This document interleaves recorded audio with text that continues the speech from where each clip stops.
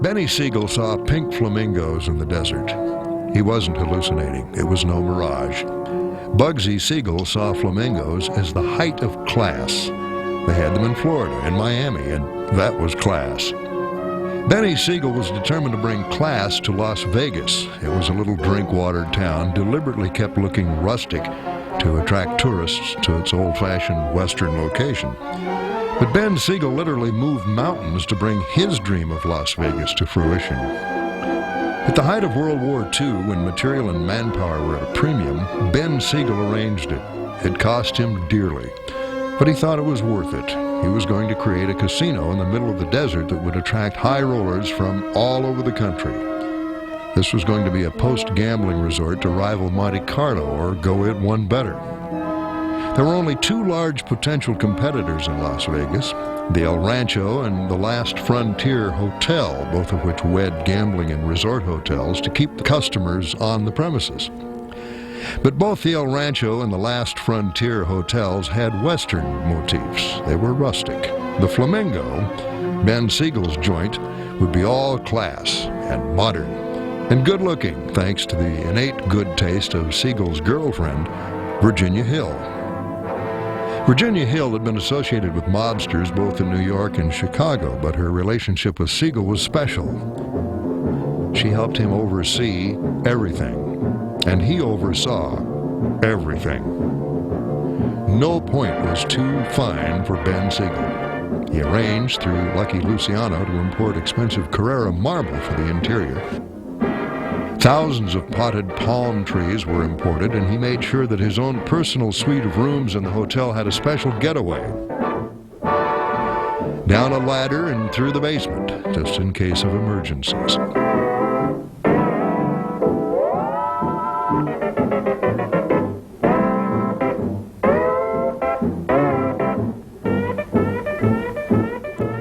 Nothing was going to be too good for Ben Siegel's Flamingo. The locals and the contractors, as the expression goes, saw him coming. Black marketeers would deliver material in the morning, then come back at night and steal it from him, selling it to him again the next day. The cost estimates skyrocketed. Originally estimated at only $1.5 million, a lot of money, but a small indulgence for the mob, the cost rose to $4, then $5, then $6 million.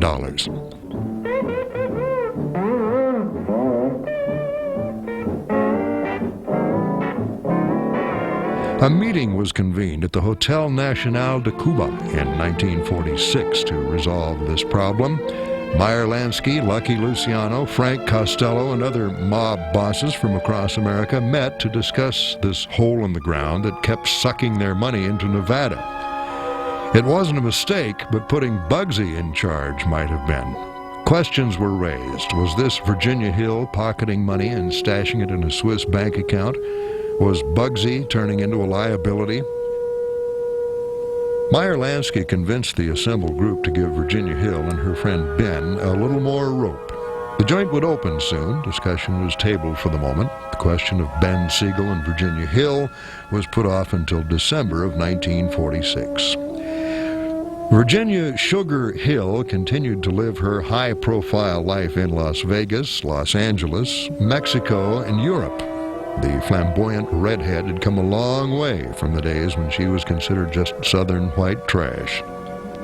As the desert autumn became desert winter, Bugsy started to worry the hotel would not be finished by the opening date, the 26th of December, 1946, the day after Christmas. Traditionally the worst business day in Las Vegas. But at least the casinos would be open. Ben Siegel counted on that. He counted on the concept of being able to park near the casino. Parking downtown in Las Vegas was nearly impossible. Out here there was plenty of space for cars, if only there were customers to go with them. Even Meyer Lansky started questioning the business sense of his old boyhood chum, Bugsy Siegel.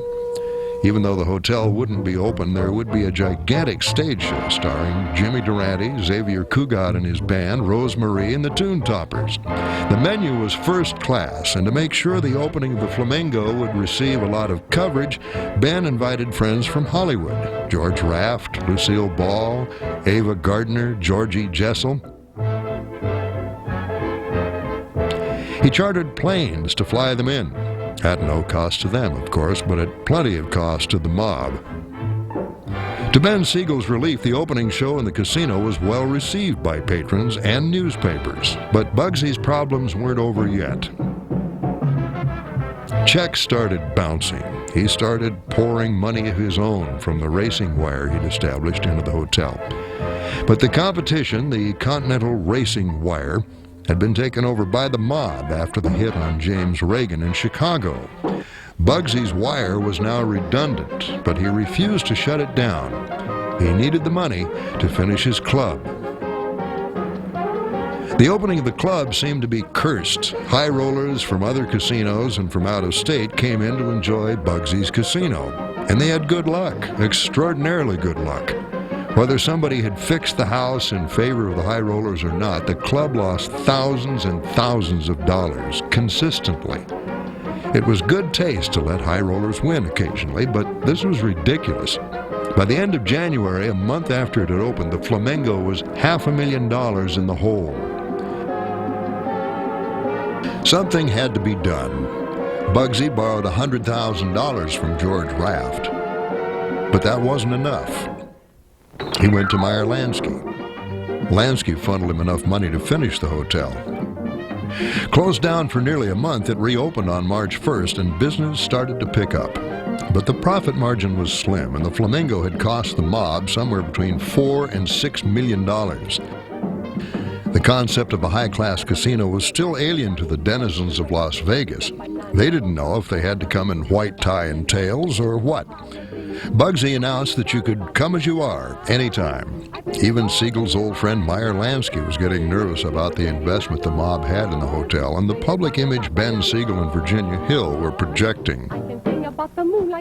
Hill threw public temper tantrums. She hated the desert. Fights between her and Ben Siegel could be heard throughout the hotel. The stress on Siegel was palpable. He would furiously fire employees, then hire them back 5 minutes later. He'd yell, he'd throw things, but he knew his fury was nothing compared to that of the businessmen whom he'd crossed. On top of that, Bugsy Siegel was having a hard time collecting debts. Gamblers would come to Las Vegas, then leave the state without paying what they owed. Since gambling was illegal in every other state, the debts were legally unenforceable. Bugsy sensed trouble coming, and so did Virginia Hill. After one last fight, she got on a plane, left Las Vegas, then flew out of the country. She ended up in France.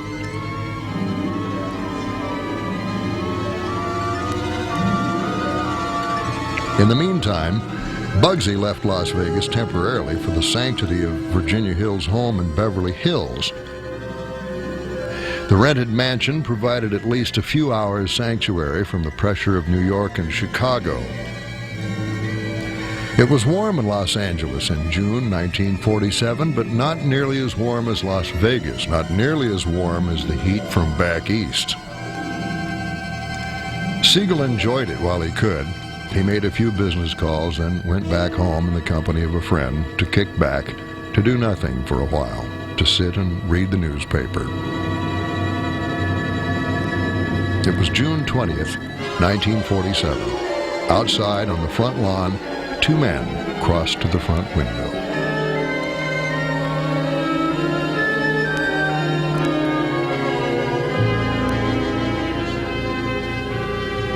Nine shots rang out.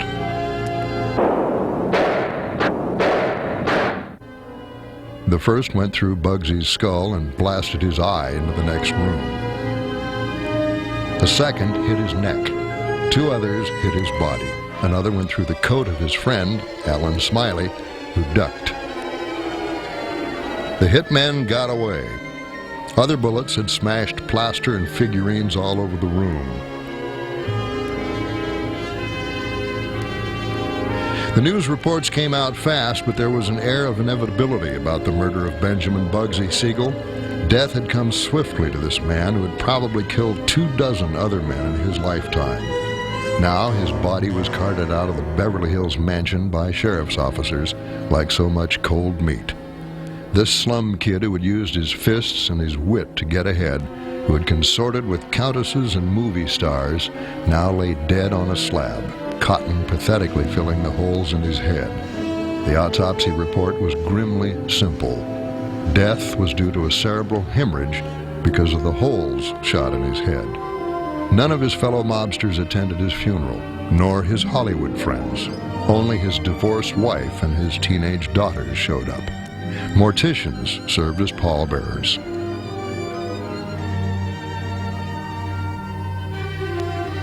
The final irony? Someone misspelled his name on the autopsy toe tag.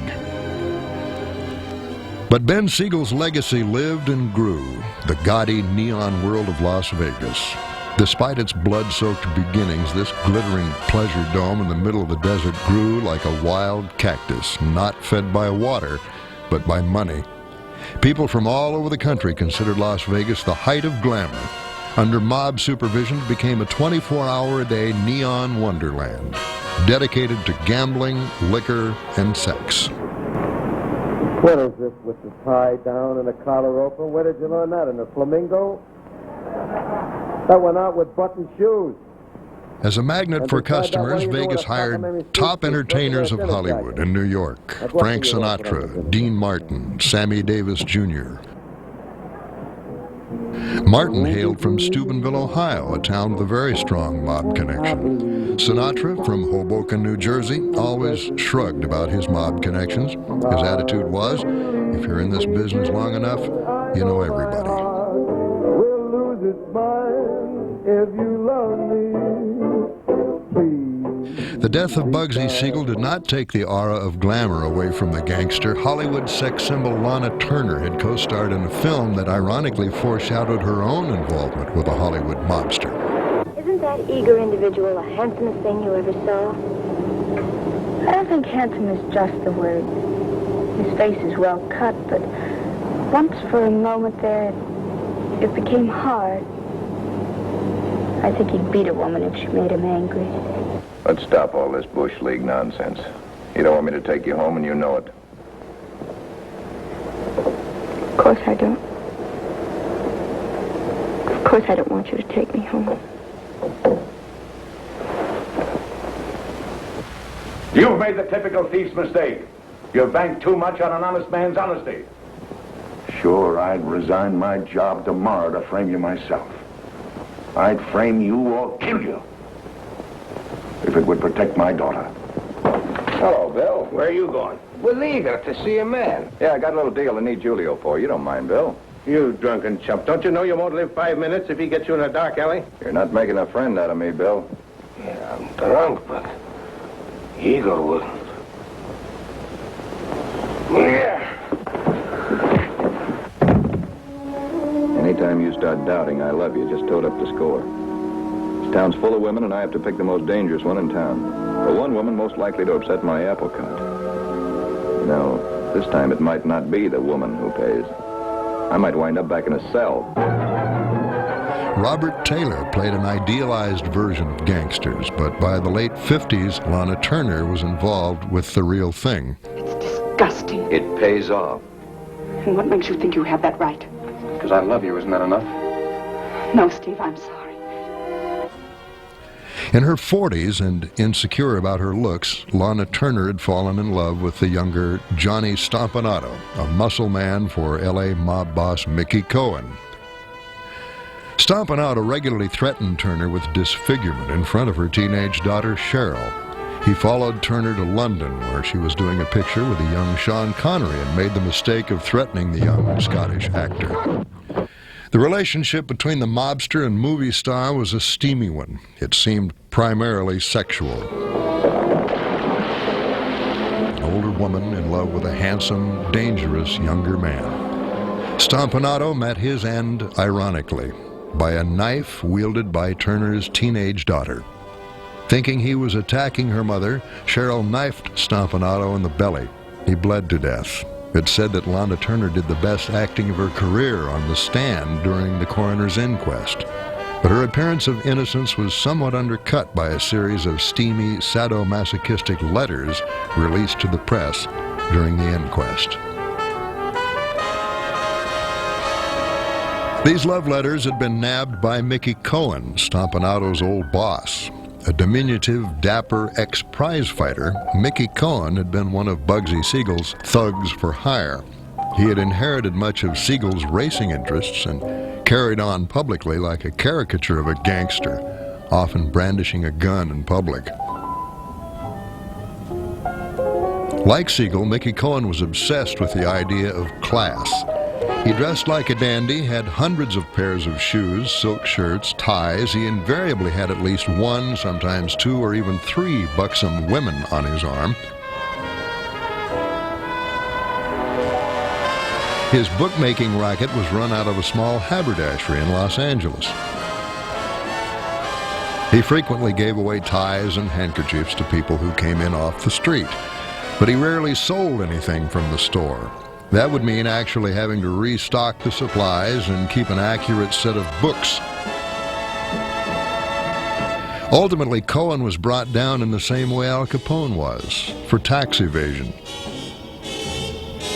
He was hit with a 15-year prison sentence, longer than any other sentence anyone had received to that time. But up to that point, he was a Hollywood fixture, recognizable, high profile, a guy from the streets who talked out of the side of his mouth, who dressed well and hung out with good-looking women, who knew movie stars and millionaires, who went to Ciro's and the Hat and Cane and the Mogambo, who spent money like it was water and stayed in the public eye. Not all other mobsters appreciated this. And believe me when I say this, that in my day I knew of no mafia or any of that type of thing. I don't think there ever was a mafia that existed. People from Chicago, people from Cleveland, people from New York, people from Philadelphia. What you'd referred to as the mob. And I had difficulty in explaining to them that really, in fact, I had one of the persons that really understood and took my side of the situation was Frank Costello. In the late 40s and early 50s, Los Angeles looked like it was going to turn into old Chicago. Attempts on the life of Mickey Cohen and other mobsters in his employ happened with annoying regularity. .38 caliber. 2 mashed up for identification even if we had the gun. 3 of them, huh?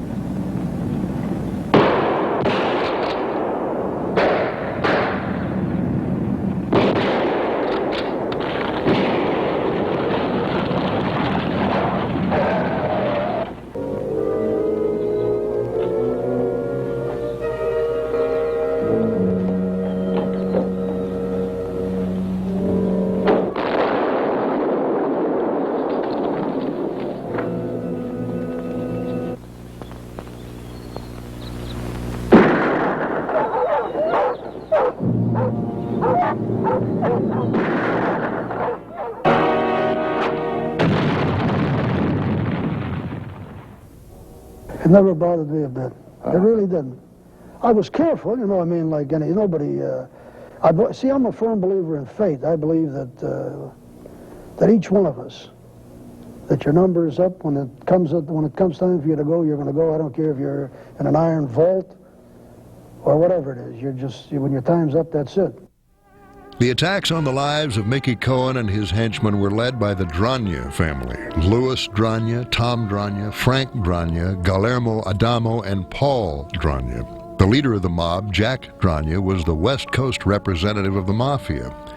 Though federal agents referred to the West Coast mob as F Troop, in general they tended to be much more sophisticated than their East Coast or Chicago counterparts. Corruption in L.A. reached from the cop on the beat to the office of the mayor, district attorney, and chief of police.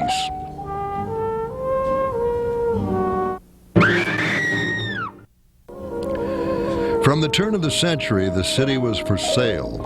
Often new politicians would come in on reform platforms, but the only thing that would be reformed would be the payoffs, which would get bigger. Gangsters like Cohen and Dragna knew this, and they kept the wheels of justice greased by money. At one point, Mickey Cohen turned the tables on some cops who had tried to shake him down, recording the conversations, then making the conversations publicly available. In the late 40s and early 50s, the face of the mob was changing. Lucky Luciano was still the boss of bosses, respected by all from top to bottom. But Luciano had been banished from the United States. In theory, he could still control the rackets from Rome, but Rome police kept a watchful eye on the ex-American gangster. By order of a Roman court, Luciano was forbidden to hang out with suspicious characters and ordered to get genuine employment. It was never established what exactly Luciano did for a living. In truth, everyone knew he was still making millions of dollars a year in the drug trade, primarily in New York and New Jersey. But he still tried to keep his public image clean. "I'm as innocent as a lamb," he told reporters in the early 50s. The buying and selling of illicit drugs such as heroin, cocaine, and morphine was, in the early 50s, primarily a scourge of the inner city. Until the turn of the century, cocaine and morphine had been legal drugs. Indeed, morphine had been a popular ingredient to many patent medicines. Cocaine had been added to many other medicines to give that extra lift. And in fact, the original formula for Coca-Cola called for extract of coca leaves, the primary ingredient in purified cocaine. The formula was subsequently changed.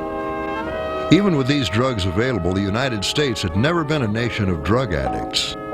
After the American Civil War, and to a lesser extent after World War I, there were thousands of people who were addicted to drugs because of injuries received in the service. But it was only after the outlawing of cocaine and morphine that trafficking in these drugs became so highly profitable. Fairly cheap to produce, these drugs sold for 10 or 20 or 100 times their manufacturing cost on the street because they were illegal. The inner cities of America, New York, Cleveland, Chicago, Los Angeles, New Orleans, were particularly fruitful for the mob. Poverty and economic depression bred discontent and the need to escape.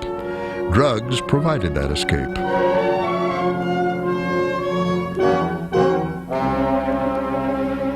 So did gambling. Off-track betting remained illegal and popular.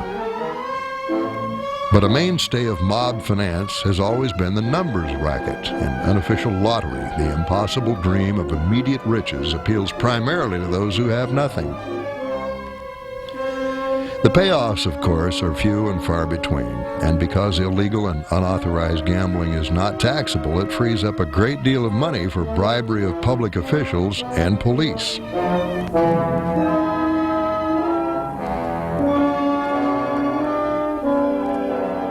The appeal of the one-armed bandit or the roulette wheel or the turn of a card remains constant. Now, many states, not just Nevada, allow legalized casino gambling. This doesn't eliminate the vice, but at least it's taxable. And many state lotteries serve the same function. States with big paying lotteries very often see a decrease in organized crime's interest in gambling. But in the late 1940s and early 50s, gambling was still illegal in 47 of the 48 states. For jet setters who wanted a good time, the idea was to go south to Havana, Cuba. Deals forged by Luciano and Lansky in the 30s came to fruition in the 50s. That I am sure he ain't going to beat me no more. So I tell you that I doesn't care if I... Havana became the special night spot for international travelers. There were luxury hotels, gambling casinos, and for those who were so inclined, sex shows featuring live performers.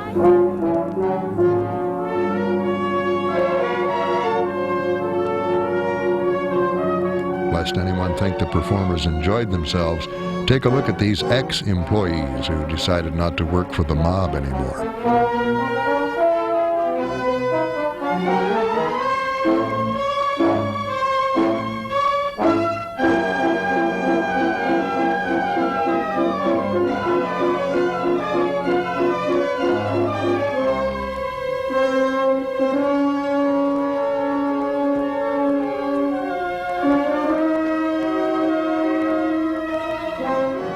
Naturally, the Cuban dictator Batista got his profits from all the mob-run casinos. With the heavy flow of cash in a casino, it's very easy to launder money. Large sums can be brought into a casino, presumably wagered on a specific item, and then other money paid back to the winner. The winner then walks away from the casino with unmarked cash. It helps, of course, to know you're going to win when you walk in the door. And the casino, in cases like this, always takes its share.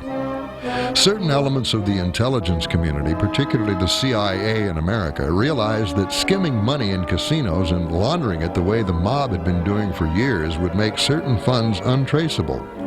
Agents from the CIA and other organizations began to frequent the casinos in Havana. The links forged between the American intelligence community and Lucky Luciano during the 1940s became much stronger during this period. A strange three-way relationship consolidated among the CIA, Howard Hughes, and the mob.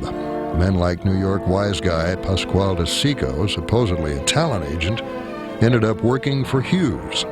Howard Hughes, manufacturer of armaments and secret weapons for the CIA, ended up buying Las Vegas casinos from the mob. And CIA types like Robert Mayhew ended up working for Hughes in his gambling joints. The mob began to diversify. The old protection racket still existed, dating back to the days of the Black Hand before the turn of the century. Businessmen would receive messages from the local goon squad gently suggesting that the businessmen pay a certain tribute every month to ensure that his business wasn't blown up, set on fire, or worse. But elements of the mob began subtler insinuations into business, either by legitimate investments or coercion. They would come to own a certain percentage of any given business. The percentage would continue to get higher and higher. The owner of the business, of course, would make less and less money and ultimately would go bankrupt. At that point, the mob would move on to another business. Irreversibly in bankruptcy, the victim, hoping to recover at least some of the money lifted by the mob, would often torch his own facility to try to get the insurance money. This pattern of corruption was carried to the nth degree in the 1980s by so-called legitimate business interests in the gigantic savings and loan scandal.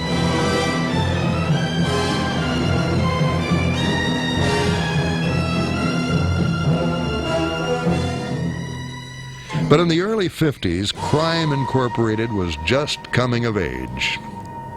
The national crime syndicate founded by Luciano, Costello, and Lansky in the 30s was more like a collection of Balkan states, each warring with each other, with no centralized government.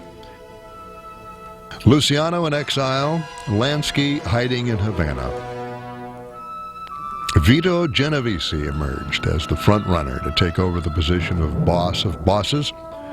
One of the co-founders of the crime syndicate with Luciano, Genovese had fled to Italy in 1937, where he worked his way into Mussolini's good graces by donating some $25,000 to the fascist party, the party which had sworn to wipe out the mafia. During the war in Italy, Genovese had secured an interpreter's position with military intelligence. Americans considered him invaluable for ferreting out black market operators until they realized he was having his mafia men take over the operations. The Army discovered that Genovese had fled a murder indictment in the United States in 1935, so he was arrested and brought back to the United States for trial. Unfortunately, one of the witnesses against him suddenly dropped dead. Vito Genovese retained his freedom for lack of evidence. In the early 50s, Genovese set out to reestablish the mafia's control of organized crime. Standing in his way were a number of established mob bosses. Joe Adonis, Willie Moretti, Frank Costello, Albert Anastasia.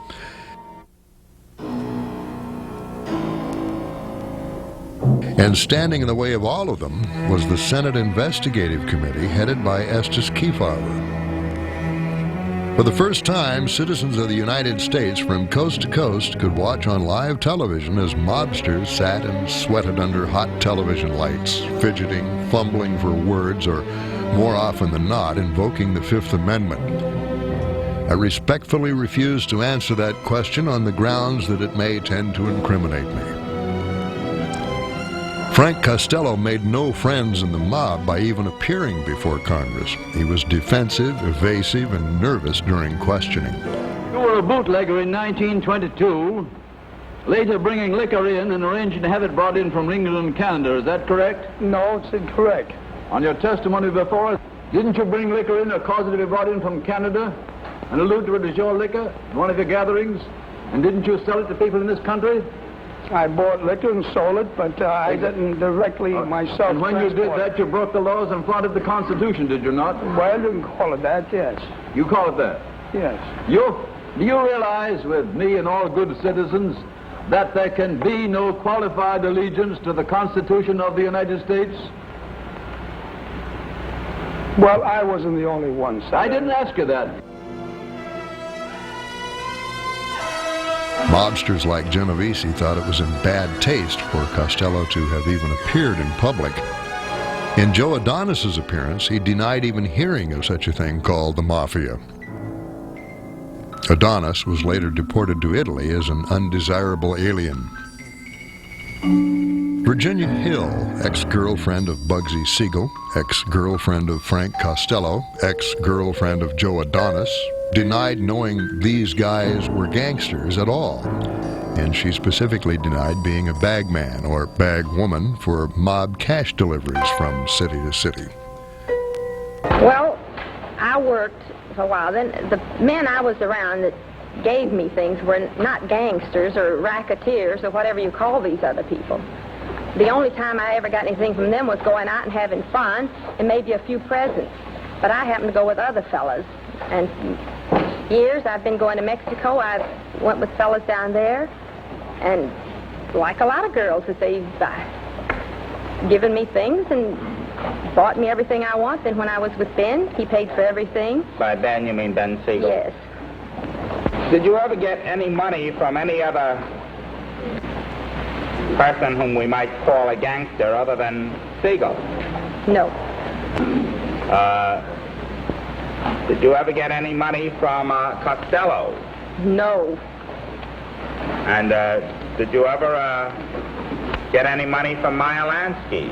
I never got money from any of those fellas. None of those fellas? None of those fellas. None of these that I've been reading about, or none that I knew. They never gave me anything. None of the Fichettes? No. I don't even speak to them. I mean, I met that Charlie once or twice. I don't even talk to him. You don't like him? No. Don Vito Genovese was extremely uncommunicative, repeatedly taking the Fifth Amendment against self-incrimination. Behind the scenes, however, Don Vito was considerably more active. He saw himself as the perfect boss of bosses of the National Crime Syndicate. If there were other bosses that didn't agree, they would have to be dealt with. That began in 1951. New Jersey gambling chief Willie Moranti spoke freely before the Senate Crime Committee in Washington. He said he was friends with all the gambling lords in the country. But his friends turned out to be his enemies. 4 killers walked into a New Jersey restaurant and murdered Willie. Willie Moretti's funeral recalled the big days of the Roaring '20s with big processions and huge banks of flowers. But terror swept over all of gangdom. In Chicago, a political boss was murdered in cold blood. And on the South Side, a policy racket boss was shotgunned to death.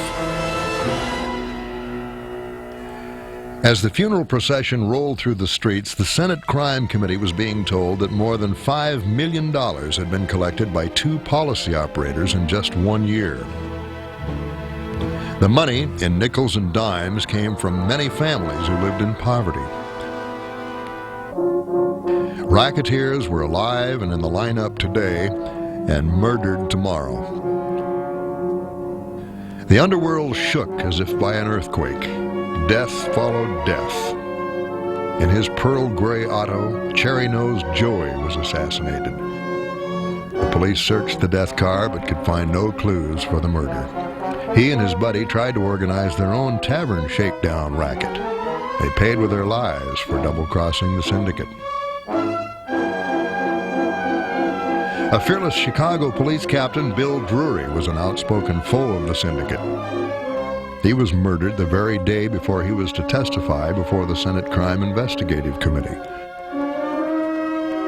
4 dum-dum slugs slaughtered Drury as he sat behind the wheel of his car.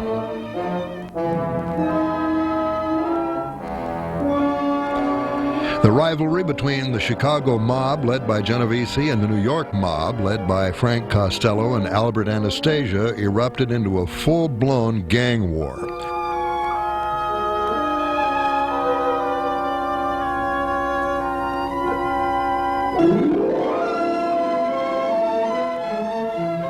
An unsuccessful hit on Frank Costello convinced him to retire from the business early.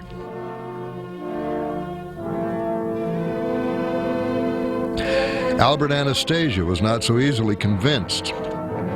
One of the founders of Murder Incorporated, he was used to intimidating, not being intimidated. A man who enjoyed murder, he got his on October 25th, 1957, at the Park Sheraton Hotel while getting a shave in the barber shop.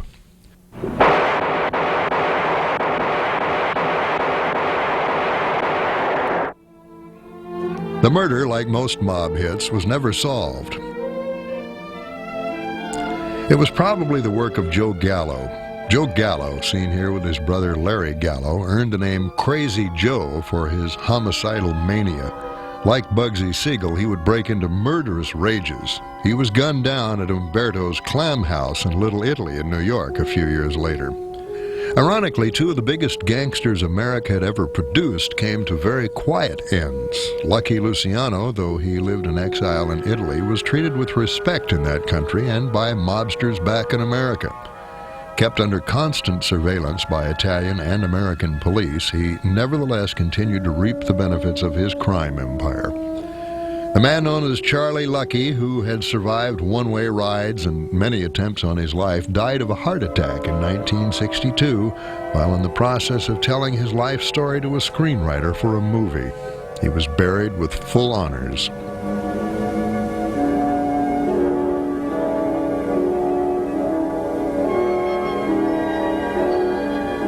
Federal prosecutors and the IRS battled for years to get Meyer Lansky, but Lansky had always paid his taxes. The law of return offered Israeli citizenship to Jews of every nationality.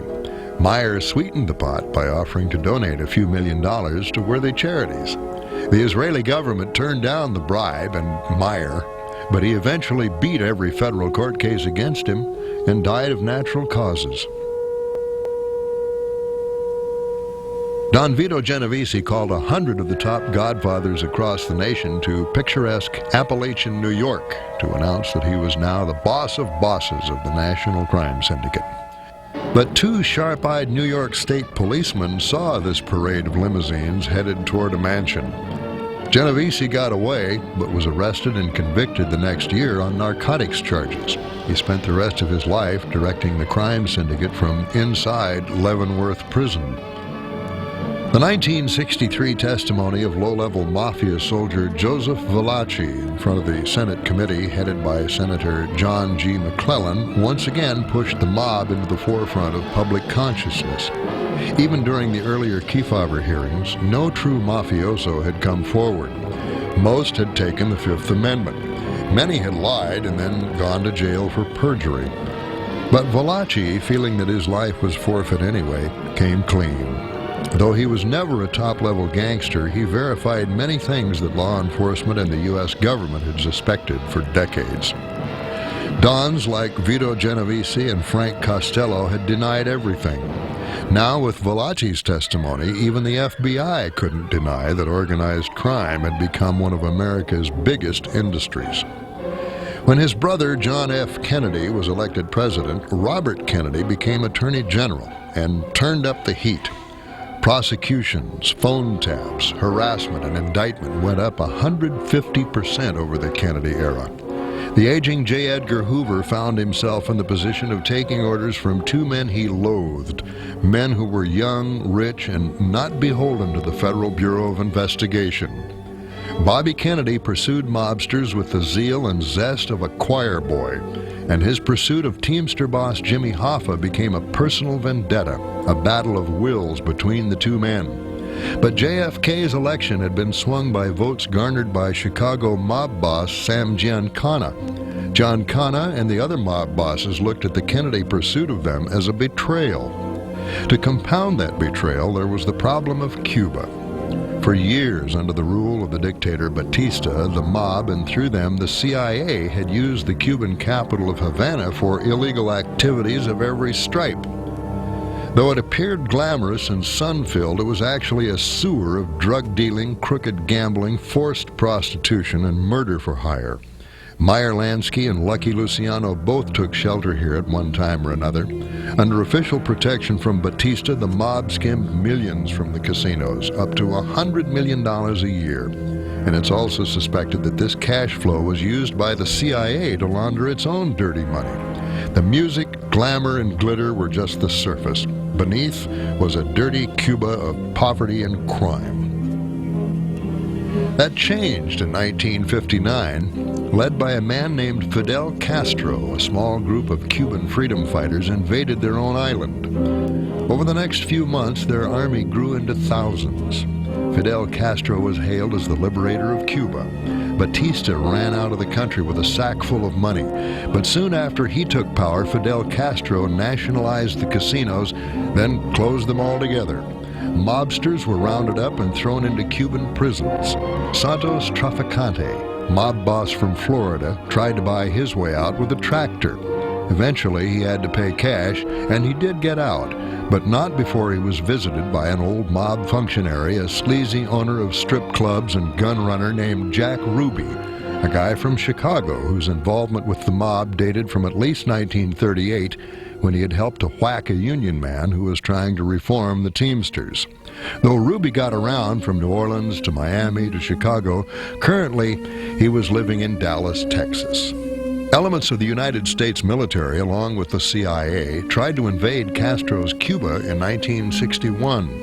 This plan had been hatched in the final days of the Eisenhower administration under the auspices of Vice President Richard M. Nixon, whose close friend Bebe Rebozo had certain business dealings in Miami and Havana.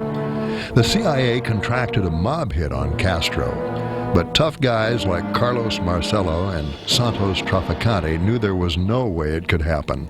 They happily took the government's money for the job, but Castro was never in any jeopardy. This possible combination of events came to a boil. The loss of Havana and Kennedy's unwillingness to get it back, betrayal for their aid by Kennedy's brother, and surveillance, harassment, and jail from the Department of Justice, the mob bosses had to strike back. The Kennedy assassinations have long been rumored to be mob hits. Killers from out of town, in this case out of the country, a public execution to drive home the point, and a fall guy set up to take the rap. With rumored help from Hoover's FBI and the CIA, it was almost a foolproof hit. But the fall guy didn't want to take the fall. Instead of being shot while resisting arrest, the punk Oswald hung around. But so did Jack Ruby, who knew enough guys on the Dallas police force to get in and out of the station without being questioned. On orders from the top mob bosses in the nation, Ruby waited for his signal, a honking horn.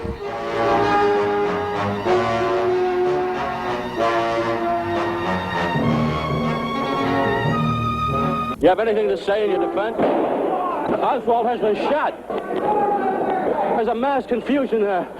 Rolling and fighting. Thrown to the ground. Oswald was dead, and that was the end of it. But mobster Sam Giancana shot his mouth off once too often and got whacked himself. Bobby Kennedy got his in 1968. Running for president in the primary in California, he was shot in the pantry of the Ambassador Hotel by a young punk Palestinian named Sirhan, who in fact had direct ties to Jimmy Hoffa. In prison for years afterwards, Sirhan continuously got little packages of money, apparently from the Teamsters Union. but money is small comfort when you're spending the rest of your life in the slammer. And Jimmy Hoffa himself ended up behind bars. Convicted for perjury and jury tampering, Hoffa turned control of the Teamsters Union over to his buddy Frank Fitzsimmons.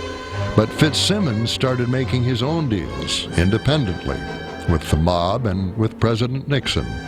And Hoffa was left in stir with nobody to talk to but himself. In exchange for his freedom from prison, Hoffa had to promise not to run for office in the Teamsters Union. It was a promise he kept for a while. But once he was out, he was obviously going back for his old job. But the mob had already started dealing with Frank Fitzsimmons, and it had no room for Jimmy Hoffa. He drove out late to meet some friends one night and never came back. Word on the street was Jimmy Hoffa got whacked. The newer breed of crime bosses like Joe Colombo of the Pravacci family in New York don't seem to have the panache of the old gangsters. Although, like Legs Diamond and Lucky Luciano, Colombo survived an attempted hit, though he was left brain damaged. The older bosses, like Carlo Gambino, seem more like the Mustache Petes of the 30s. They belong to another generation.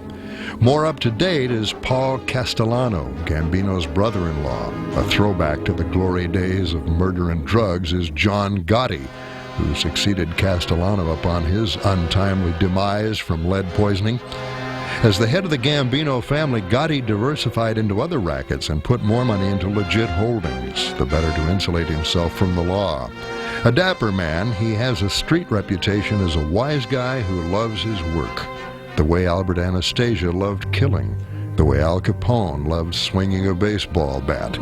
But unlike a lot of mafia dons, Gotti has very high visibility, recognized wherever he goes in New York. His dapper haircuts, his expensive clothes, his bulletproof limousines. He had been hauled into court many times for many different crimes, but he got the nickname the Teflon Don because nothing ever seemed to stick. Like the crime kingpins of old, Gotti waltzed in and out of jail like he owned the place, always with a smile and a wink, knowing he was going to get out of this one too. This mob star for the 90s has a long heritage of crime behind him. Gambino, Bonanno, Lucchese, Genovese. Rackets of money, drugs, prostitution. The skirts get shorter, but the rackets have stayed the same for nearly a century. And John Gotti is right in the middle of it. He's the king of a mob kingdom begun by the murder of the old king and the crowning of a new one. Blood will have blood. That's how it's done in this society within society, this government within the government, an underworld that is only visible to the rest of the world in bits and pieces, in blood and headlines. This is a world where mobsters can walk into a joint and kill somebody in cold blood, cop a plea for 4 years and get out in half that time. Then come out and single-handedly carve your name in the flesh of your enemies. Gotti rose to the top, not like cream, but like scum, stepping over the bodies of friend and foe alike to get what he wanted, power and money, because that's what it's all about. But it all came tumbling down for John Gotti. Even his best friends turned against him, turned state's evidence, and the Teflon Don ended up doing hard time. Violence is endemic to the American culture, part of our heritage, like it or not. Until recently, gang warfare was played by rules established by the gangs themselves. Like Bugsy Siegel said, we only kill each other. But the underworld's players and their attitudes have changed. It's nothing. You've got no people that are tried and tested. It's a bunch of people that want to act like gangsters and want to be... You know, you take a person that... First place, a person, if he has any stigma of, or if he actually has a stigma of being a racket guy, or a syndicate guy, or a so-called mafia guy, the last thing he wants anybody to know is that he's anything of that. Yeah. You know what I mean? But you've got kids running around today, they're telling everybody, I'm the mafia, I'm the syndicate, I'm this and that. It's so silly. A lot of the rules from the old gangs don't seem to apply anymore. The law of omerta, of silence or death, seems to have been forgotten. Since the testimony of Joe Valachi in the early 60s, more gangsters have taken the risk of testifying often with deadly results. Others, like Nicky the Crow Caramante, took the government up on its offer of protection to testify against ex-boss Nicky Scarfo, one of the country's most vicious mob bosses, who is now serving life in prison. Caramante's testimony also resulted in 52 convictions for other lesser mobsters. Like nearly 6,000 people before him, Caramante now has another name, another life, in the dubious guardianship of the Witness Protection Program. Some, like Sammy the Bull Gravano, turned evidence on John Gotti, his boss, when he felt his own life was in danger. The old and the new attitudes are very apparent in the Franzese family. Sonny Franzese of Colombo crime family is doing 15 years to life and has never spoken. His son Michael, however, turned state's evidence. In the last 10 years, we have now locked up 25 mob bosses, 14 underbosses. But for every John Gotti who's arrested, for every low-level or high-level mafioso who rolls over to save his own skin, another will rise to take his place. And even if La Cosa Nostra, the mafia, is entirely eliminated, another gang, Chinese, Vietnamese, Russian, Colombian, will rise to take its place. As long as the elements that breed crime are still there, as long as the laws are in place the way they are, then crime will continue. In Chinatown, in the ghetto, in the inner cities, and in the suburbs. Widespread use of drugs like cocaine and heroin have been endemic in the inner city for 4 generations. As long as these drugs are illegal, the price will be high. And the only way you can pay for something like that when you don't have a job is to do crime.